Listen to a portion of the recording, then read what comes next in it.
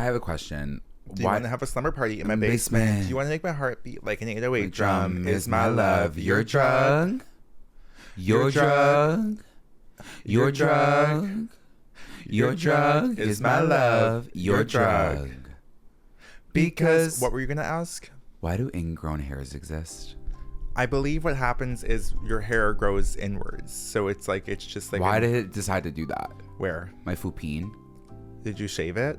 No. It just happens sometimes, or I think maybe a lack of exfoliation can sometimes promote ingrown hair growth, but also exfoliating helps reduce ingrown hair growth. So I would probably just... Well, yes, a lack of exfoliation promotes it, and exfoliating reduces it.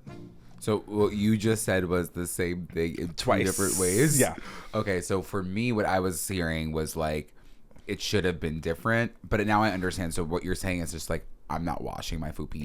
What I'm implying is that you probably could use a loofah or an African net sponge or something that I've already bought you that you've let grown mildewy and moldy and have thrown out. So I think probably...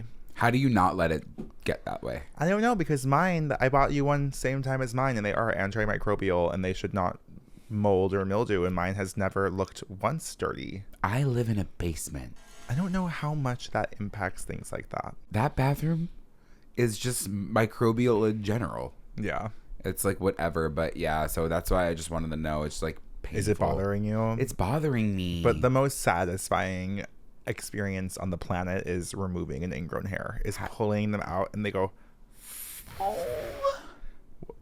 What do you mean it like, swirls? It swirls. Yeah, it swirls. So it's like digging in me. What's like happening right now of a is tree? Exactly, because what's happening right now is your hair that usually comes out. I know you said you have straight pubes, but I'm sure there's a curl to them in some way. Yeah, there is. So it's growing instead of out, it's growing on inside. So yeah, it has nowhere to grow but within your skin. So it is making little tight coils. And I'll tell you, it has a lot of room to grow in that pillowy fupine. Yeah, I'm sure it has a lot of burrowing potential. Yeah, and it's burrowing, and it's just painful. It's like, I don't think anyone should go through life having an ingrown hair. We all do. No, it's tough. Even, have you ever had an ingrown toenail?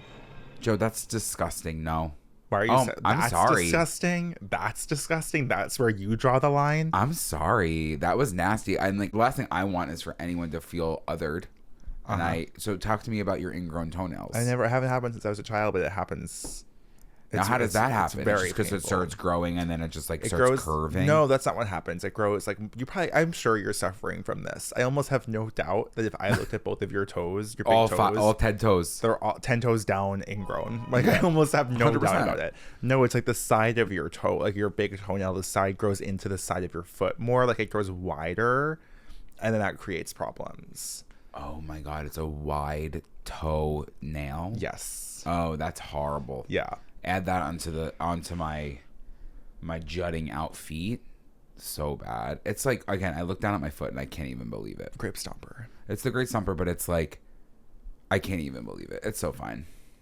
It's fine. Everybody else wear the shoes. I don't need to wear them. You really don't fit into shoes? No. It's sad. That is sad. But it's fine. I have it easy. I can't shop it. I can't get a normal shoe. That's okay. It's really fine. I'm gonna live. me crafting this narrative that like I'm the victim, like I'm the martyr. You're a martyr. Yeah, like it's so incredible. Good children.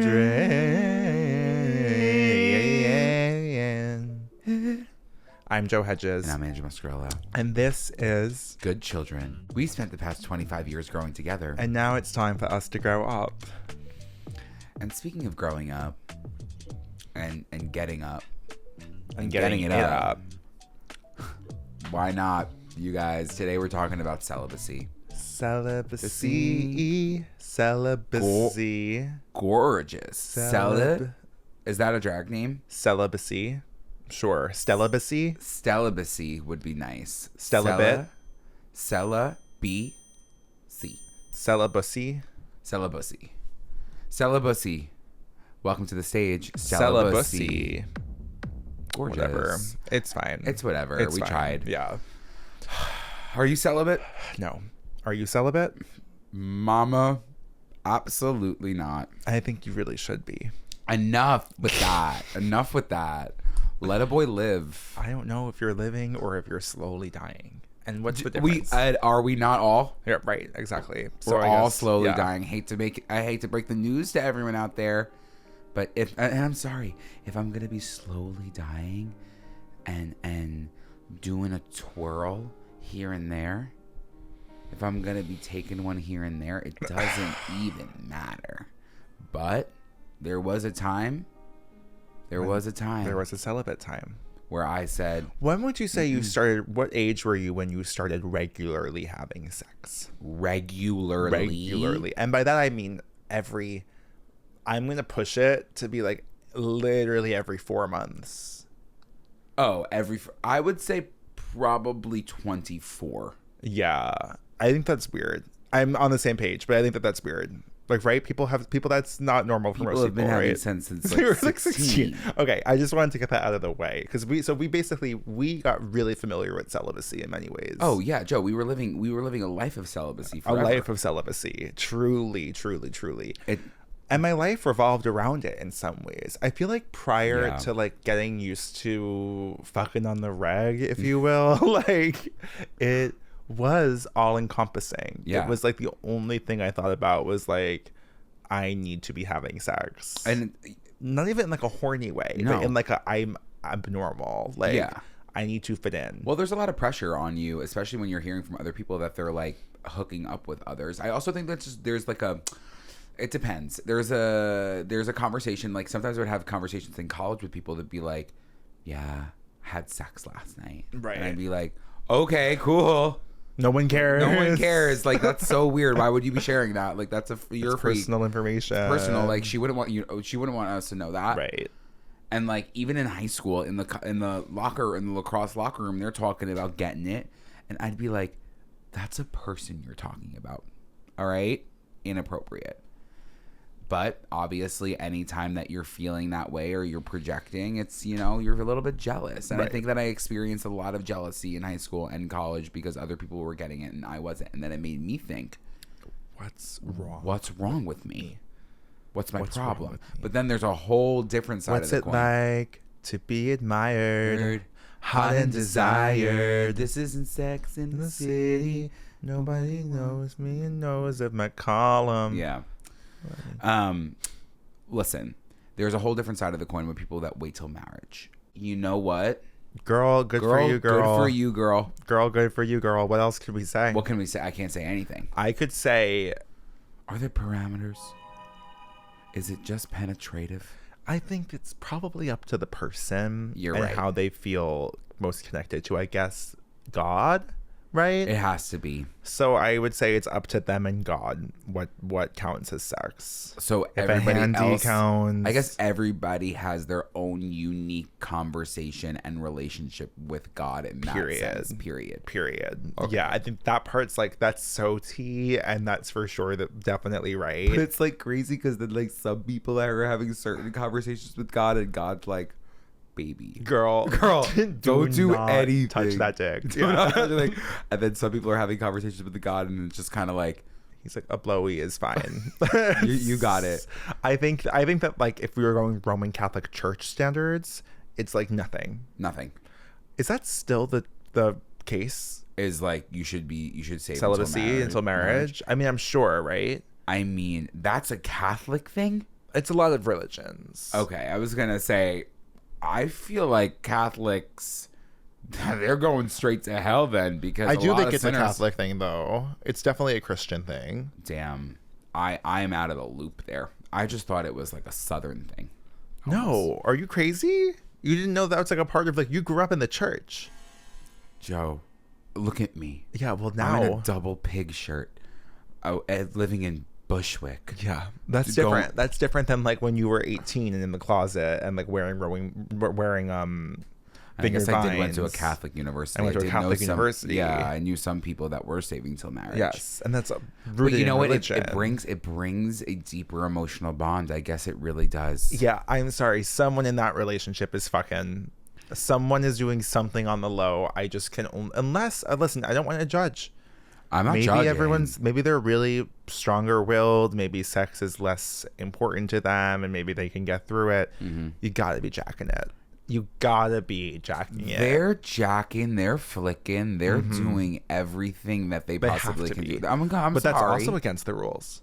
That's also against the rules. There's Masturbation is against the rules. Many rules. Well, that's a big problem. That's a big part of the problem. I think that what we messed up when it comes to Catholicism, if I can get into this conversation, we invented some rules here that were frivolous and unnecessary, and then we focused a lot of our energy on those rules. Yes. Masturbation, sex, and gay people became the priority, and what we forgot about was like treating people with kindness, like respecting thy neighbor, like universal unconditional love, like giving to the poor and taking care of those in need. Like that stuff was put on the B list, and A list was all sex generated, which is like, pretty crazy. All sex, even divorce. You know divorce. what I mean? Oh, so, you know Let what? them get divorced. Let them Sarah get divorced. Jessica Parker HBO series, Divorce. It didn't work out, and you know what? That's gonna be okay. You're gonna. And that's be how okay. Six, the musical, was made. Exactly. Divorced, beheaded, died, divorced, beheaded, survived. So what was that one song? Oh, was it one of Ariana Grande's songs? Sounds like it's from Six, the musical, from her new album. Oh, I'm sure. Sounds just like it. I mean, because there's a lot of, they based one character off of Ariana Grande. Yeah. But no, the divorce thing too. They put the emphasis only on sex. Sex is the most important thing in like a very conservative Christian mindset. Is like sex above all else, which is really funny. It makes you think because of how it's shunned. It literally is top of mind. Makes you think. That's a really good point. I've been thinking about that lately too with everything, and there was so much going on, but the people that are they're so focused on gays, they're so focused on the community, all different parts of the community. Why are you so obsessed? Why are you obsessed? Me? Like You're literally obsessed. like you need to pick up a book, you need to get some air dry clay or something. Pick up like a book or get in a dark room, buddy. Something. Like I think it's like you need to find hobbies, you need to do things that enrich your life. It's what I was saying about Taylor Swift 2 weeks ago. Like, why is the first thing out of your mouth the thing you hate?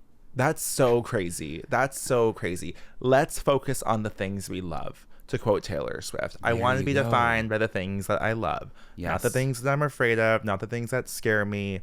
Forgot the rest of the quotes. The end of Lover, she says that. There you go. And again, it's all about kindness. It's about kindness. Harry Styles. Treat people with kindness. Like, how hard is it to do that? It's not. But I guess we're going to go back to celibacy. It became about religion. No, it just became about religion really quick. Imagine all the people. He tried to say He tried to. That's why he got shot. You're so right. He was saying slurs left and right, though, on a separate note. Yeah. On a separate note. But in that song... on that note, on Imagine, he hit the notes. He was telling people exactly what they needed to hear. Yes. And I can't imagine. Imagine no religion. Can you imagine? It's easy if you try. I was speaking to my Uber driver about religion. I'm sure you were. And we were getting into it. And by the end of it, he told me I should be reading the Quran. I'm sure you should be. I actually was like, yeah, I would read it, the Quran. Like right after the Velvet Rage. Right after the Velvet Rage. Like, there were so many things. He was telling me about so many things that it was like, it's crazy we live in a world that, like, anybody would judge you based off of religion. Like, why do you care? Well, we have just ruined religion. We've just ruined again because of all of these like surface level things. But like the point of every religion has always been like love, respect, unity, like period. Plur.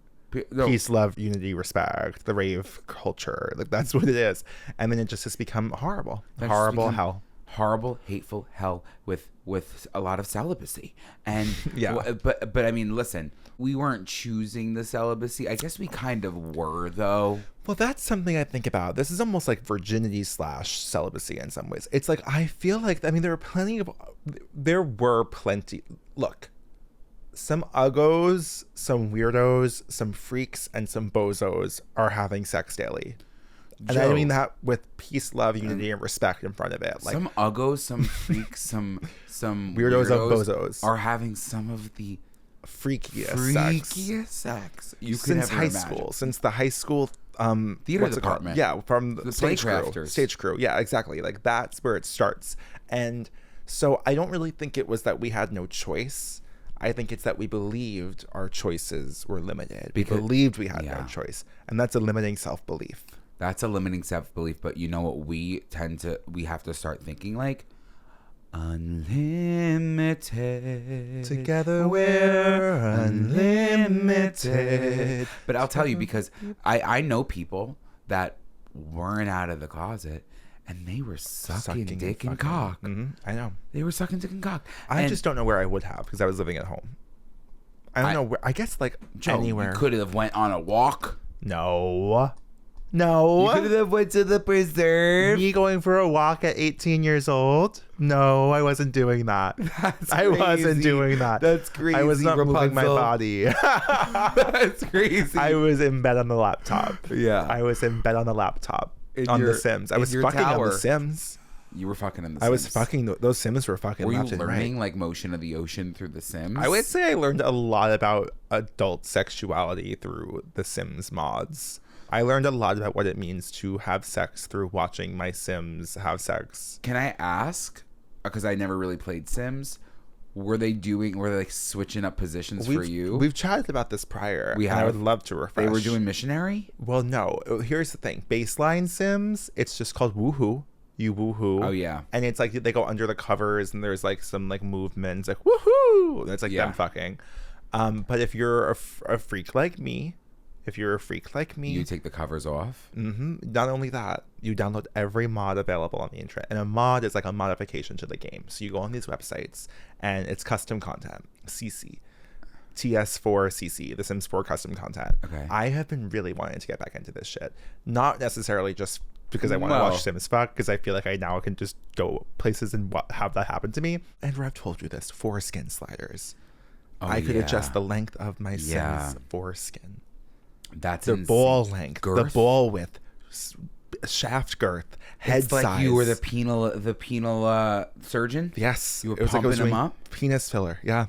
But you could do anything and everything because some person is designing some modifications to the Sims, and you could do anything. I mean, my Sims were hooked on drugs.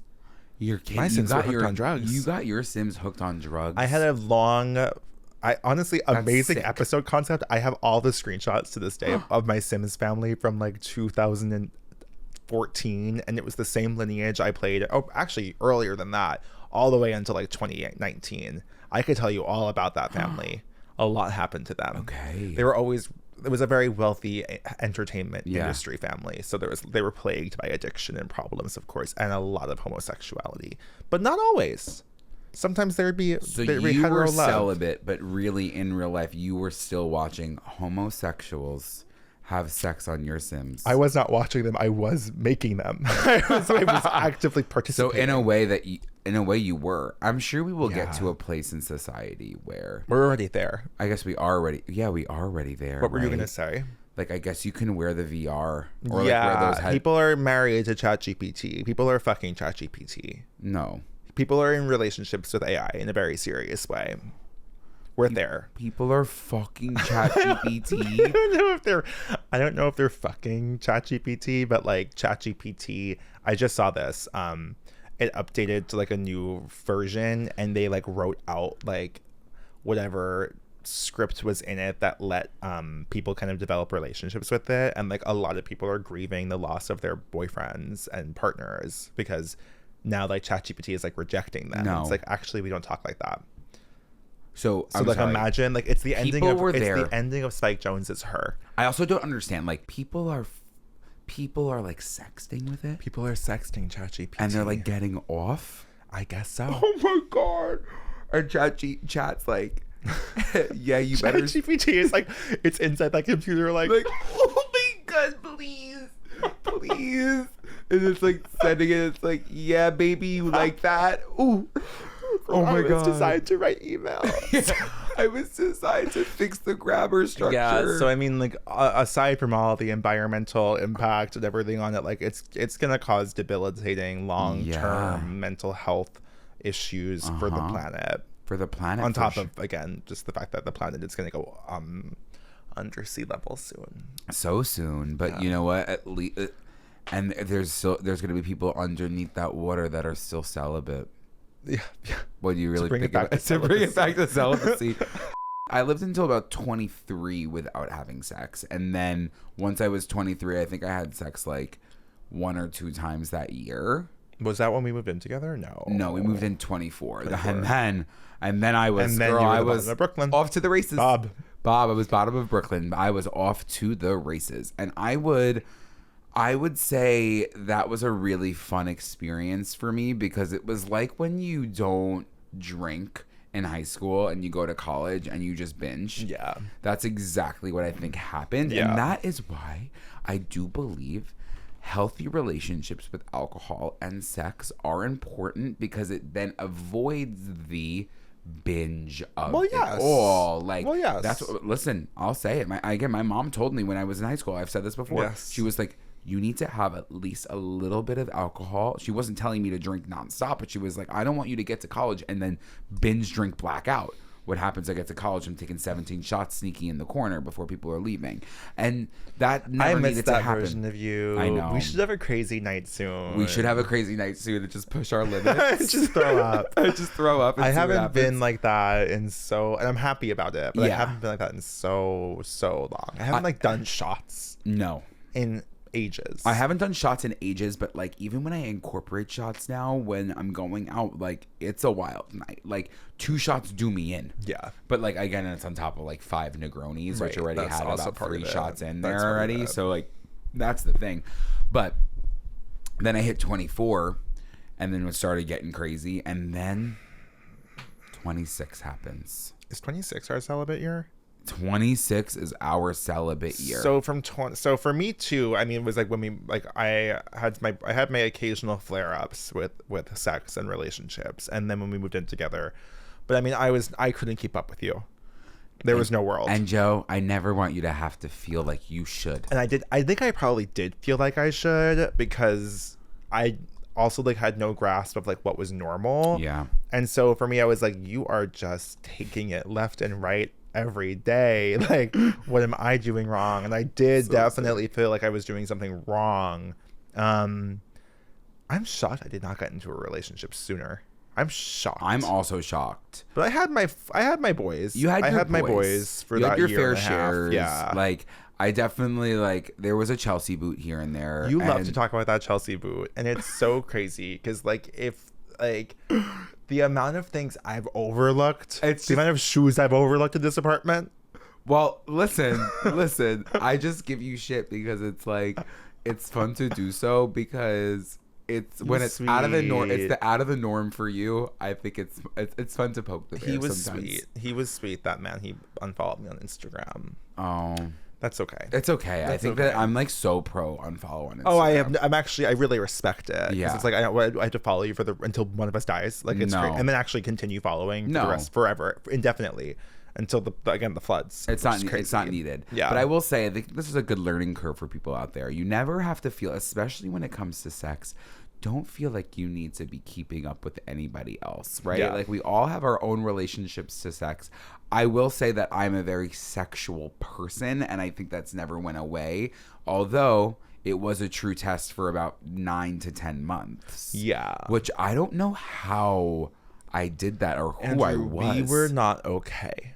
We were not okay as people. So we were not good. Did it begin? When did it start? The first week we started this damn podcast was the beginning of celibacy. 100%. My last date was just before the podcast. Yeah. And he moved away. Yeah. But this is the thing.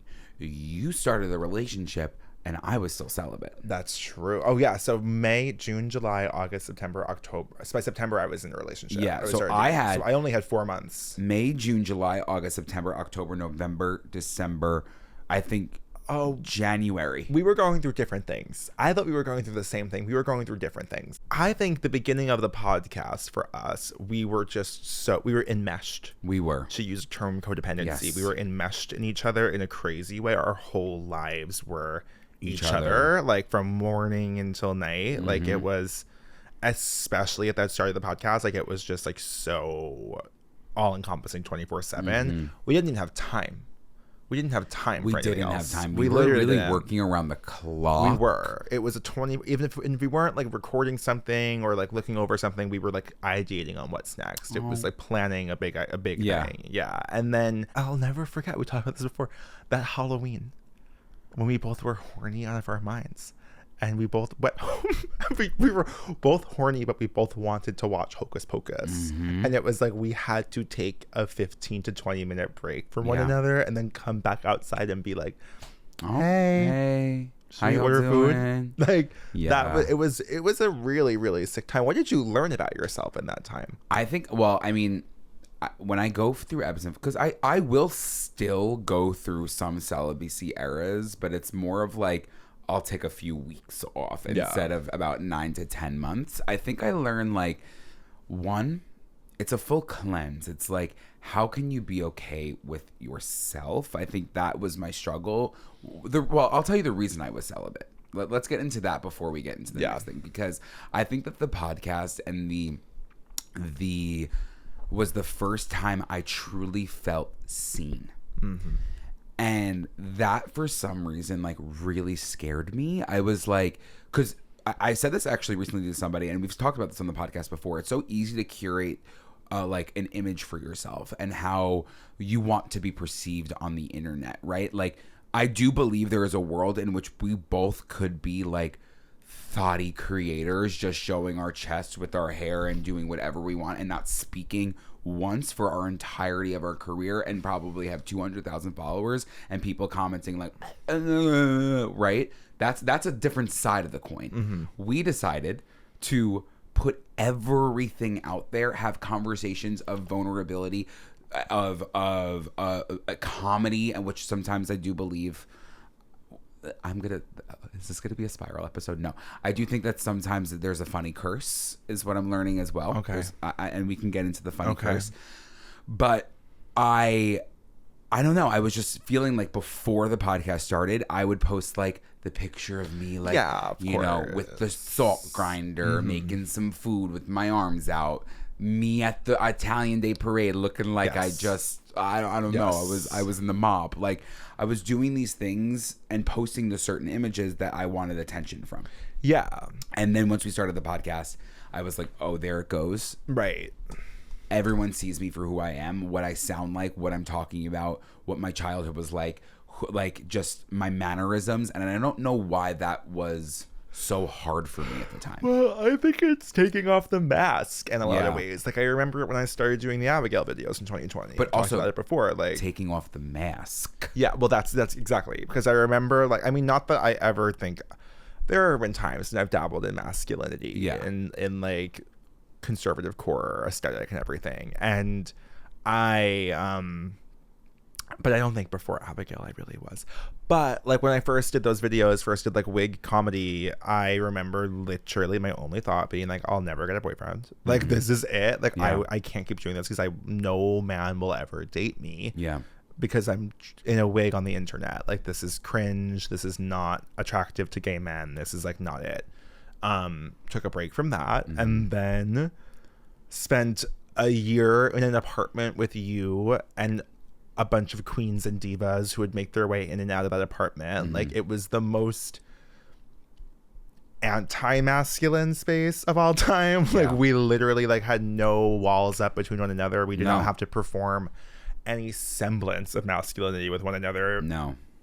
In terms of even our speaking voices. Like, I don't think that, like, this is not how either of us always spoke. Like, we fell into our voices because of like a year straight of mainly speaking to one another. Like, it was a lot easier to slip out of like whatever trained, like, hey, this is me now. I'm going to speak like this and make sure that I keep everything monotone in some way.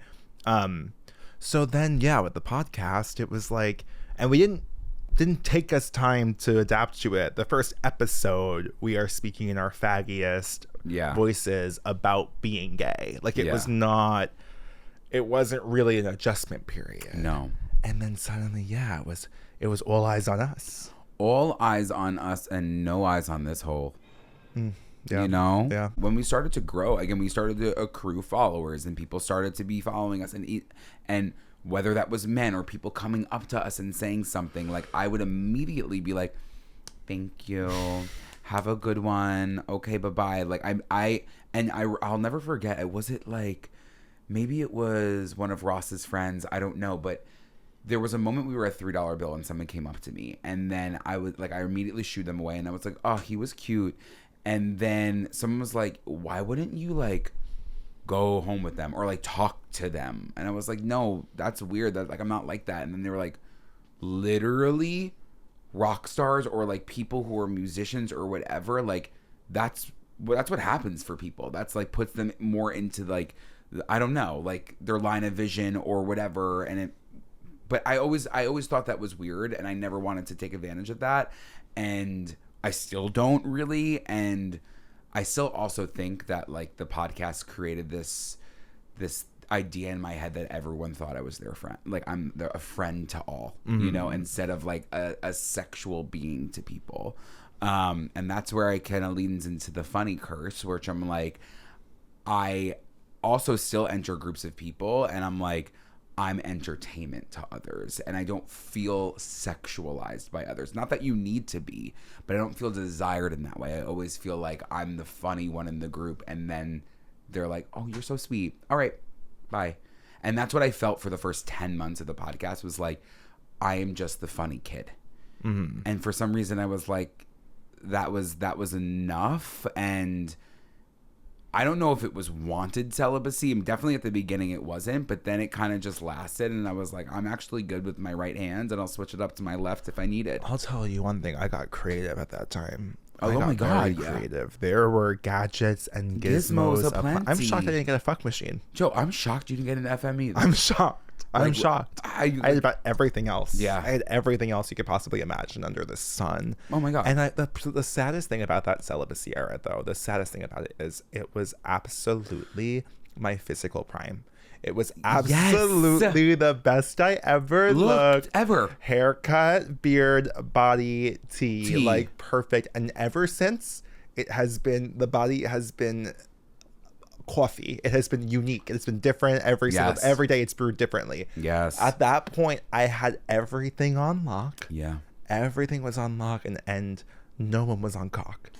It literally, and that's a shame. It was a shame, but you know what? Like, yeah, I did learn things about myself. I think I was doing more of like, again, I was watching a lot of TV. I wasn't necessarily reading. It was spending time with friends, which I think was really important as well, especially because we were new to Brooklyn and we were like still figuring out our identities. Mm-hmm. And I think that was nice. And we were working through a lot. Yeah. I think that was another side of it, was like, that's why I'm very pro celibacy. Yeah, I am pro celibacy too in that way, because I think that even the conversations that we would have, like, we were bearing a lot of things at the beginning of this podcast that people don't speak about. Yeah. And air, let alone like have a conversation with your friend. But we were saying all these things, so that weighs on a person. It wasn't like I would have these conversations and then be like, oh, I'm gonna go suck tonight or tomorrow, but we would still go out.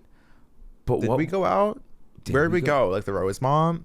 The Rosemont, yeah. And I'd be like, oh. Yeah, we would be annoyed at that. We'd be like, pissed at the Rosemont. Like that was kind of all we would do. Like we would go to the Exley. Yeah. We'd go to the Exley and be like less pissed, but we'd be scared of the Exley and pissed at the Rosemont. Yeah. Was really like how we spent that year. But I do think that like when so much of media culture and everything is hinged on sex and dating, like you can really lose sight of what you're actually interested in or how you like to spend your time. Because like if you have free time, you will go on a date or like look for going on a date or fuck somebody. And it's like, I think I know that like the most valuable thing you could do with your time is figure out what you actually enjoy and like how you like to spend your days when you're alone. And I feel like for me, that really helped with dating, because I was like, I now feel like I've spent like 4 months, I mean cumulatively, aside from like the couple of dates I go on, I would say I probably spent 25 years sexless. You know what I mean? Like we could bring it down, maybe a month of that time was spent maybe total like in a sexual situation. So, like, I really do think I was like, okay, I don't want someone to interrupt my flow. Like, no one, like, I don't want to be lonely, but I don't want to be interrupted. Like, I really understood and started to value, like, the time I spend alone is incredibly important to me, and also has led to so much of, like, my creative energy and my, like, work, career energy. And so for me, like, the celibacy period is a really good time to lock in and then decide who you want to invite into your life, and who you even have room for, where it's like, not, there's some all-encompassing full throttle romances that actually maybe are fun and a fling, but like, not, does it actually realistically make sense for the life that you want for yourself and the life that you're building for yourself? And I feel like it's hard to figure that out when you're just in it, when it's just a loop constantly. And I think it was a really I think that's a good point when it comes to, like, feeling okay being alone. A lot of the times, like, I mean, for me, like, I haven't really been in a full long-term relationship, so I think that when the podcast was happening as well, like, to me, sex was a distraction, and sometimes sex still is a distraction, and it's an escape. Like, you can escape the reality of what's going on in your life. It's an easy one-nighter if you needed it or whatever. And I think for people out there too who might not have had sex yet, and that's like a chosen thing, or if it's not a chosen thing and you're like dying to do it, like, you actually have the upper hand because you have all of this time to figure out what you want. You are okay being alone, like, and it's different than being lonely. If you're lonely and you don't have friends or people that are in your lives or family that in your lives, that's a different conversation. But to be alone with yourself at every single night, like, I don't think that is something to be upset about. I think it sounds fabulous. The woman realized she was not alone.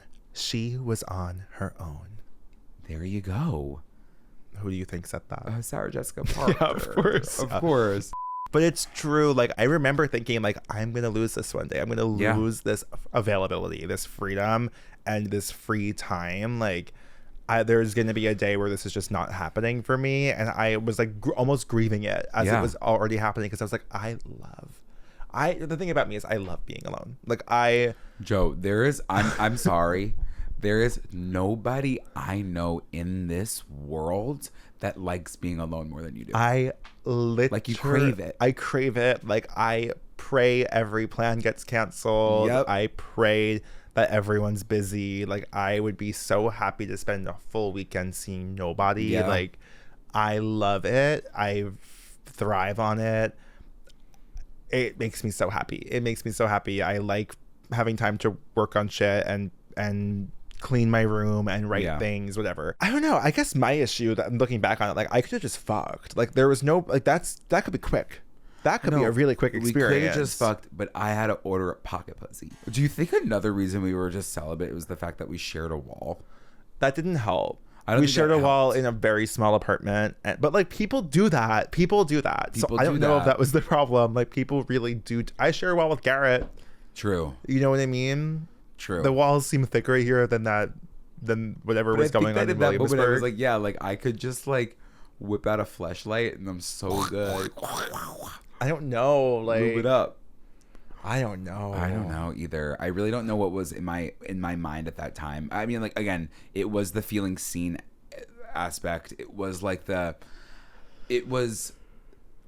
don't know. I'm learning a lot about myself even now. Because you're reading The Velvet Rage. Because I'm reading The Velvet Rage. And I think that, like, as gays, and this doesn't go for everybody at all, so I'm not speaking on everybody's experience. Maybe I'm just speaking to mine. But I do think it's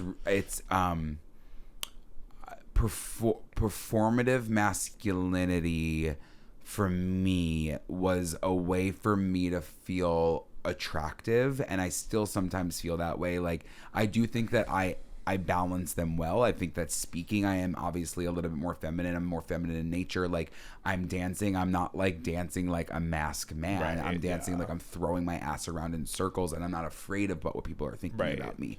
I'm not afraid about what to wear, but I do tend to lean towards more masculine wear. That's just what I have done, and maybe that will be stripped away over time, and maybe I'll feel a little bit more experimental down the road. But I think that was another reason for me. It was the first time that I felt like I was embracing my femininity, but immediately catapulted into it, you know, instead of being like barefaced on the internet. Right. And that was scary for me because I was like, oh, the men that I'm attracted to no longer find me attractive, even though everything was all in my fucking head. Yeah, of course. It was all in your head. Yeah. But I don't look back on that time and say, what the hell was I doing? Because obviously, look at where we got. I am just curious about it, though. Would you do it again? Would you do celibacy again? For that long amount of time? No, 9 months seems maybe extreme. Would I do? Give me a time frame, and I can tell you. Until September 21st. And no, but Joe, I've been going. It's almost nightly. I'm back to the beginning. Yeah, I'm back to old times. Right. But I think that like I've allowed myself at least, and clearly you're never going to become perfect, right? Like, even if you're in therapy, even if you're working on things, even if you're allowing yourself time to be alone, you will learn, but you're never going to just immediately be perfect. And I'm not saying that my relationship to sex right now is perfect, but I will say that I at least can acknowledge what I am getting from it now. Yeah. And I am trying to... I'm trying to learn when to invest in the right people. I'm still getting hurt sometimes along the way, but at least I can look at them and say, this is an experience that I'm having, and it's only going to benefit me in the future. I think when I was a young 24-year-old in Brooklyn, bouncing on any dick that was passing my way, it was different. It was different. Now I feel a little bit more mature in the way that I approach situations. But I'm kind of done with, like, I don't have any apps anymore aside from Scruff. And I know that I delete the apps here and there. Right. But I was like, you know what? I don't know. Scruff for me, it's like, I clearly have a type, and we've talked about it, but like I do believe that they live a little bit more there. And I have experienced a lot more rejection on other apps, but I'm just having fun. Right. You know? Right. And I don't want to beat myself up for that. No. So would I be celibate again? I think yes, but I do believe it would have to be for a specific reason. And if it wasn't, I'd learn something. Maybe I'd finish the Velvet Rage a little bit quicker. Probably. That's probably really the only thing. It's probably the only thing. My room would probably be a little bit cleaner. Yeah. Actually, though, my room is only clean really when I'm having someone over. So maybe I should start hosting a little bit more. You should start hosting more, instead of traveling. Yeah. To Penn Station. What? Oh God. Penn Station. Are you cruising in the Penn Station? Oh, I'm kidding. I don't know why I said Penn Station, but yeah. Listen. Getting on trains, I'm sure. One thing about you always have. You're willing to travel immense distances for something that you could get at home. Hardly. Yeah. I'm willing.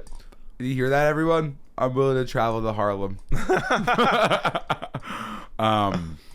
But no, and again, no shade, no disrespect to the people that want to save until marriage. It's not my journey. I think that's crazy. I think it's crazy. Cuckoo bananas. I really respect it. I think it must take a lot. And I just wonder how beneficial it is in the long run. If it really serves a purpose. If it's really for you. Do you know what I mean? But I think that's the point. I think it's like it's almost like a selfless act. It's like, I'm not gonna fuck until I'm in a relationship because I am putting somebody until I'm married before. But until I'm married because I'm putting somebody else before me, and that is like them giving up. It is not about them. It's not about them. Who is it about? God. But it's just like, that's what I'm like. I'm just confused. Exactly. I'm just confused. And you know what? I don't think the confusion will necessarily be solved. I'm sure we can have a bunch of people in this room right now who are celibate until they get married, and we still would be leaving that conversation I'm curious confused. how many people there are in that our 10 say million. that they're in our 10 million. Oh, yeah. I also am wondering how many people there are that are saying that they're celibate until marriage that are That's not. what I'm saying. Even those who are saying it, I'm just curious. But at the same time, honestly, and I hate to make it a fantasy thing, it must be like the craziest moment. Like, even if you don't wait until marriage, like if you're planning on it and then you break, that must be the wildest sex of your life, to the point where I get it. No, that must be fucking nuts. That must be crazy. Like, or it's horrible. Well, I'm sure it's alarming for the other person. Well, I'm sure if you're like, but I also can only assume, like, because there's two minds of this. There are those who are doing it because they fear sex and because they don't really want it, and there are those who are doing it and are dying for it. Yeah. And those who are dying for the sex will have the craziest sex of their lives, and those who fear it, it's going to be a long, slow, painful journey. You think that's like a role play for people? Like losing virginity, basically. Like probably, yeah. Oh, it just made me think about that when you said I don't want to, like, that's interesting.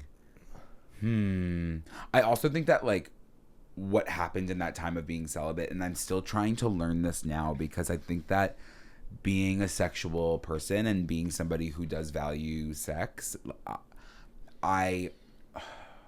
it's hard, because I think I catch myself in conversations with friends or people when I go on dates with them, or after a date, and I'll be like, oh, they were so sweet, but the sex, like, it just, like, wasn't there. And I understand sex is important for people. I think that the people that are celibate until marriage can recognize that sex isn't the most important thing when it comes to a relationship. And I think, unfortunately, that has been my mindset for so long. And I think maybe that is something that has stunted me. And that's something that I'm trying to learn and grow, that it's not the most important thing. But I just know what it's like to have incredible sex, you know? So that, why would I not want to transfer that into the person that I am with?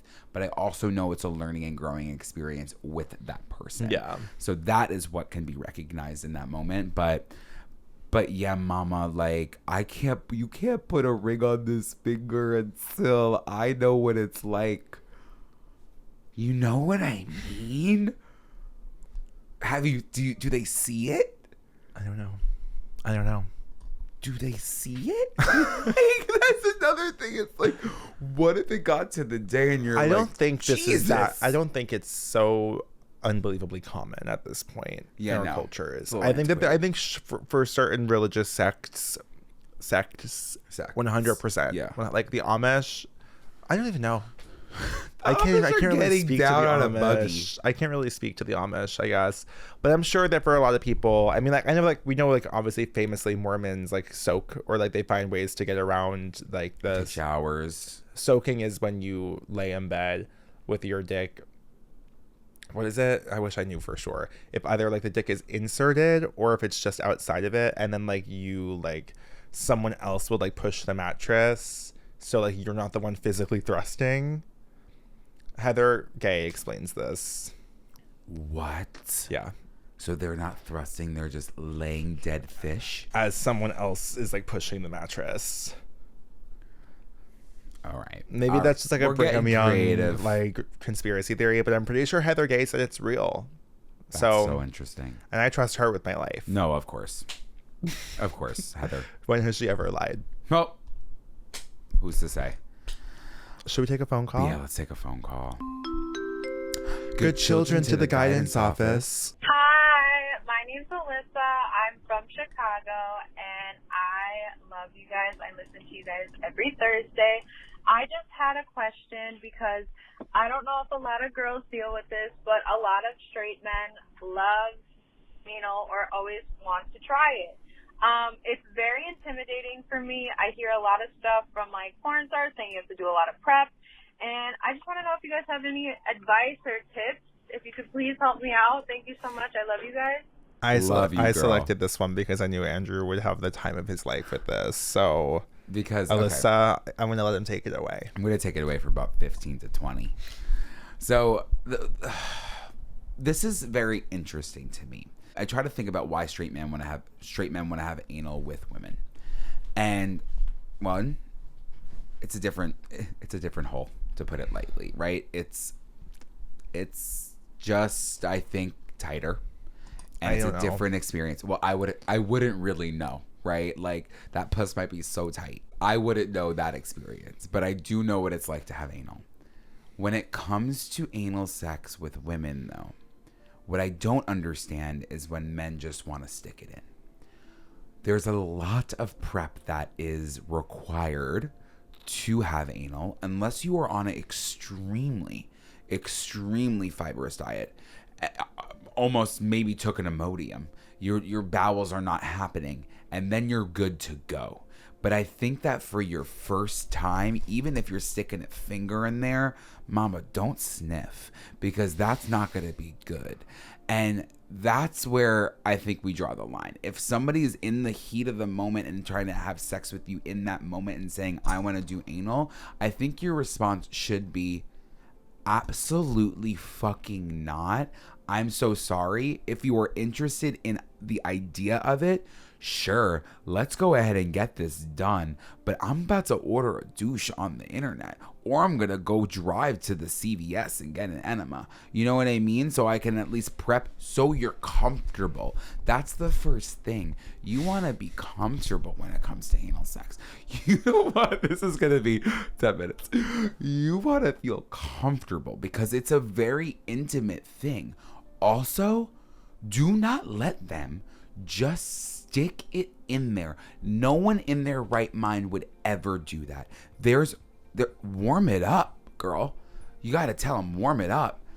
You're going to put your face down there for a second. You're just going to go at it for a little bit. Warm it up. You're going to lube it up, and you're going to have to guide them because they don't know what they're doing. They're like, it's a straight man who's like, I want to fuck you. I want to fuck your ass.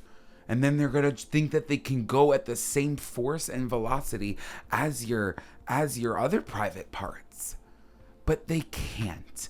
They have to treat it with kindness and compassion at the beginning. And then, once it's in a little bit, and it's out, and then it's back in, go to Pound Town, why don't you?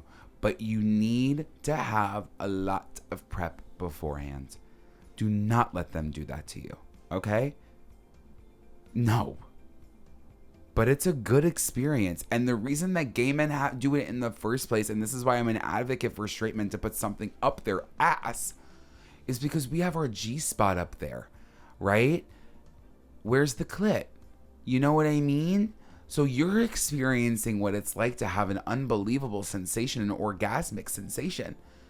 That's why I'm like, for straight men, put a little something up there. That's why I can't really compute why straight men want to fuck women's ass, or why a woman wants their ass fucked, is because it's like, it's just pressure at that point. But you know what? To each their own. Experience it. Don't be scared, but you should be scared if there's no prep.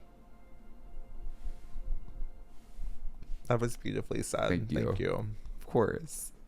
Alyssa, I hope you took notes, and I don't know if I could add anything to that experience. I think Andrew covered, all the bases. Must be really nice, like, in those moments, like, you didn't have to say any of those words. I was so happy. So happy to just sit back and relax. Yeah, I was the one that, like, will live with saying those. Yeah, but you continue. I have nothing to add. I think you really did say it, and I'm really happy. I think in terms of literal prep, like you said, like, I think the most important thing you said is comfort is the most important part. Yes. Like, it's not about acting like a porn star on day one. It's not about having it under control. Like, it's about being comfortable with your partner and knowing, like, one, this is new. 2, this could go wrong. Yeah. And that's a big part of it, is knowing it could go wrong, and that's not really anyone's problem. You might paint your deal trade. You know what I mean? And what about it? And what about it? There, especially in like a straight relationship, like, if you're shitting on someone's dick, I'm sorry, you can really say to that man, like, you wanted this. Yeah, exactly. Like, you asked to put your dick in my asshole. I What do you think shat is on gonna it. happen? Sorry, like it happens. It's like, baby, you don't shit bubbles. Like, yeah, Like- it's a really probably a very beautiful, emotional, vulnerable moment for you. Or do it in the shower. That's dangerous. I guess. That's dangerous on round one. Yeah, you're slipping. You're slipping and sliding, and it's Yeah. all new holes and new Yeah. devices. Yeah. You know. But yeah, I think comfort is key. You should feel confident, and if you don't feel confident, you don't have you don't have to also like, I don't know, like if you're in a relationship with like a shitty straight man who's like, you promised me like today, like, Yeah. but if you're not feeling it, you're not feeling it. That's also a very, I think, big part of the gay sex experience is like, there are times when you're 100% down, but your body just doesn't let it happen. Yeah. You're like, okay, that's not gonna happen tonight. But good for you, Alyssa from Chicago. Good for you, Alyssa in Chicago. Like, Alyssa, like, go get it, girl. And Go like, get it. And listen, like, you can watch videos on what to do when it comes to cleaning, but go into the water runs clear. But don't go too much. Don't put too much water up there. That's the biggest lesson I learned. I would say top thing I learned in my 20s is not to over douche. That was something that plagued me for almost a decade. You do not need that much water. A dick is not that big. No. A dick is not that big. No. Even the biggest of dicks is not that big. No. You don't need the full bulb up your hole. You don't. You're good. Okay, girl. You got this. I'm excited. Honestly, call back in. And if you want to link up with Meg one day. Yeah, I was just about to say it's like it's same as Meg, like jerkin and suck it. Like if we can do anything, it's like we want to help you girls out, and it's all about being confident in the bedroom. It is. It is. You know, and who's to say? Are we confident in the streets? I would say yes. Yes. Are we confident in the sheets? Yes. So do with that what you will. But Oh, Alyssa, I'm yawning. Joe, perk it up. We're almost done. Andrew, it's the time for a rumor. Yeah. I'm tired of rumors starting. Right up my alley. Joe, what is right up your alley this week? Right up my alley this week, Andrew, is the TV show Alien Earth on Hulu. Ooh. Streaming now. Oh, That's how I leave were you it. paid? I'm low-key doing a brand deal without saying it. Alien Earth, it's an extension of the Alien movie franchise. I'm loving it. Yeah. I'm loving it. It is... Did I talk about this to you? No. Okay, it takes place in a near-distant future on Earth. Okay. And the aliens, the xenomorphs, those aliens with those big, long heads, they famously have always been on spaceships, they've been in space. This time we're touching down on planet Earth. It's like Jurassic World 2. The aliens are on Earth. Okay. There's this girl. She was a little girl dying of some sickness, and they put her consciousness in a synthetic human's body. So there's these types of people called like synthetics, and there's robots, and there's synthetics, and then there's cyborgs. Cyborgs are humans with robot parts. Yes. Robots, pure robot. Yes. Synthetics are robots with human consciousness. Got it. And so this girl, call her Wendy, that's her name, she is a synthetic, and she's kind of like the hero of this show. She's kind of the main character. Her brother is a regular human down on Earth. He is a first responder when a spaceship crashes into this city. That spaceship contains all sorts of aliens, not just xenomorphs, all sorts. Show's good. It's very like right now, a lot of politics involved, a lot of like giving like crypto billionaire type characters. It feels like I used to love watching the original Alien movie with Sigourney Weaver as a kid. It feels like that. It has that same energy, and I'm looking forward to seeing how it unfolds. And I like that it comes out once every week. So Tuesdays. You love an alien. I love aliens. You've always loved aliens. I do. And that's why I think Cloverfield didn't resonate with me either. I didn't resonate with Cloverfield either, however. Well, it was because it was a dark energy in that space. Yeah. But I do believe that you like extraterrestrial beings. I do. And Cloverfield different. I don't like end of world atomic bomb situations. I agree. I like aliens who are scary. I like aliens who are sweet. I like abductions. I didn't like War of the Worlds either. I've seen it 1,000 times starring Dakota Fanning. Yeah. And Tom Cruise, I've seen it 1,000 times. Hate it every time. Makes me sick to my stomach, that movie. But I'll watch it. What are you going to do? I don't like alien invasion. Yeah. I like alien abduction. Big difference. Big difference. Huge. It like really like actually like I feel like I just like realized something about myself in that moment. Yeah. I like when I'm going to space or being taken. Yeah. I don't like when the aliens are here. Signs, M. Night Shyamalan Signs, that ruined my life as a kid. That ruined my life as a kid. There's that one shot where it's the home footage and Joaquin Phoenix is looking at it and he sees the alien. Ruined weeks of my life, if not years or months. And it was a cornfield outside, and then I would go, and then I lived on the farm, so like, there was corn around growing up on that farm. Like it was, if I saw the corn, I'd be pissed. Well, especially because again, on the farm, I would look out my bedroom window and see corn, and the movie takes place on a corn farm. So it was like very high stakes for me, very high stakes. It really is. A lot of sleepless nights on the farm. You're a sick person. I know, it was really sick. It was scary. You're so sick. Okay, so my rumor this week. Sorry, guys, I'm gonna take it. I'm not taking it back, but it's. I had it, and I had the cereal milk latte from Dunkin' Donuts. Have you had it yet? No. The cereal and I've milk. been all up in the pumpkin spice. Of course, it's pumpkin season, and I am all up in the pumpkin spice too. Have you had Did you have the pumpkin sugar cookie? Oh my god, it's a pumpkin spice sugar cookie iced coffee with a cold from where? From Dunkin' Donuts. Okay, it's if you want a sweet treat, that is what you need to get. A pumpkin spice iced coffee is a sweet treat. Joe, this is like extra sweet, but the cereal and milk latte, it's so sweet, but it tastes like Lucky Charms in a way that I didn't know this was happening. Joe, it's beyond. But my suggestion is to add another shot of espresso. Get a small, or if you're getting the medium like I did last time, add an extra shot of espresso, only because it is just so white and so milky.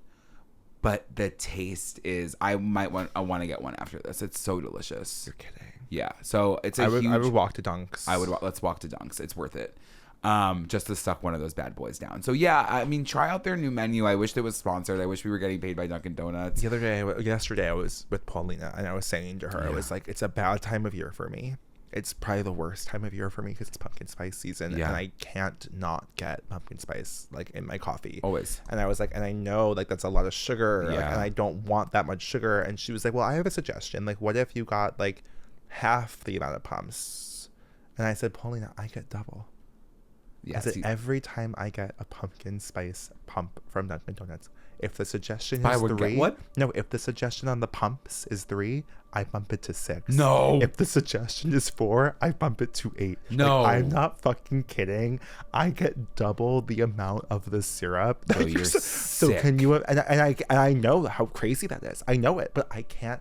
I don't want to drink it unless it is bright orange, unless it is pure syrup. Yeah. So that's a problem for me. I'm going to work through it, but it's something that's happening for me right now. In my head, I know you're doubling. I think that is a problem.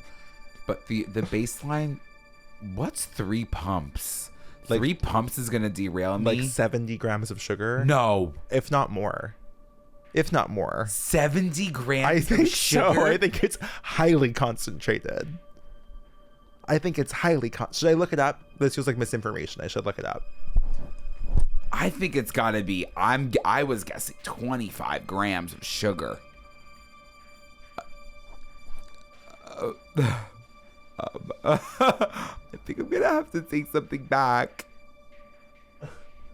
Okay. So in the large. Okay, I'm never getting a large. It's 185 grams of sugar. What? Yeah, that's as much sugar as a full bottle of Coke. 14 glazed donuts. I could be wrong about this. Oh, I'm not even laughing. This is the pumpkin swirl frozen coffee from last year, which was 46 teaspoons of sugar in it. So listen, that's not funny. I can't tell you the exact sugar count of just one pump of the sugar, though, of the syrup, and I'd like to know that. I can't imagine how much sugar was in that damn cereal latte you had. I can't imagine what they were doing in that, what they were pumping that with. So we're not gonna go. It doesn't stop me. I don't care. And it makes me feel how ill. much sugar was in the brown sugars I get? I was getting every single day. Wait, we're just gonna look at the PDF here.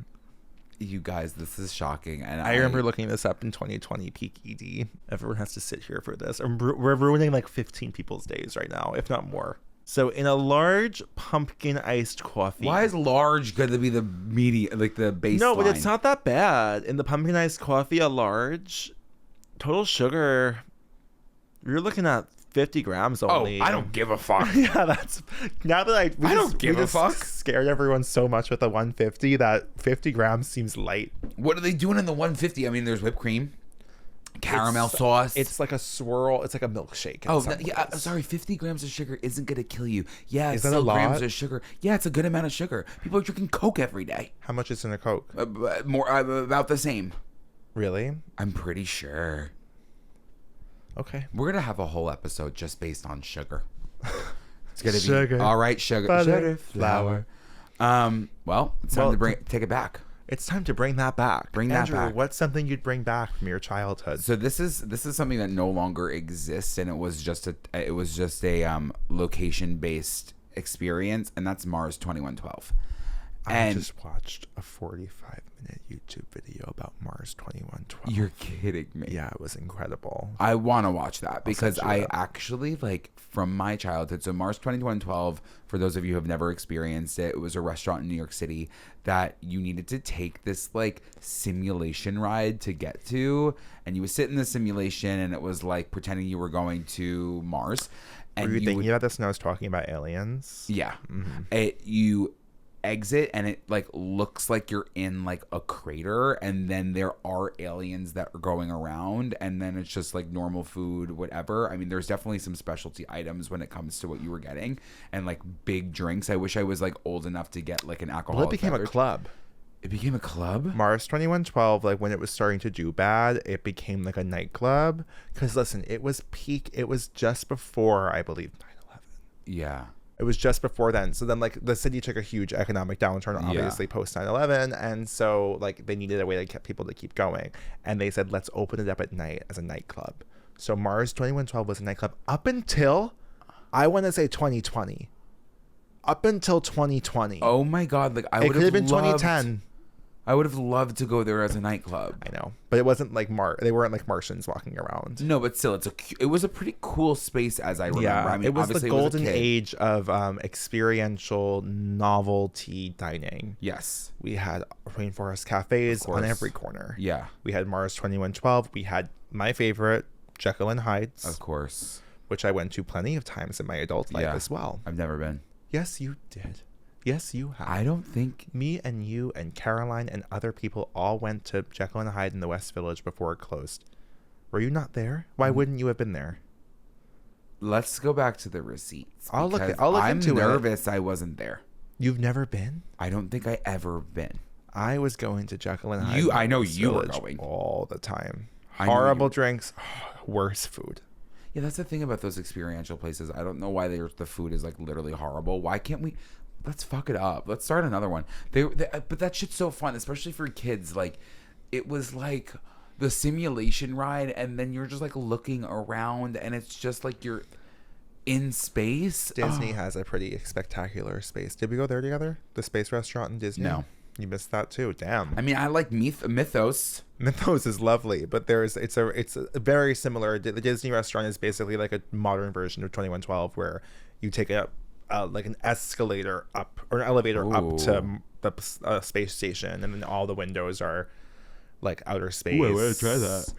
You know what? Ultimately, you're like, I'm sitting in a basement in Orlando, Florida, somewhere. We're looking at TV screens, pretending that I'm in space. And if you're someone who wants to believe in that, you're having an amazing time. If you're someone like me who is nasty, wicked, and sour, you were having a bad time in a place like that. Yeah.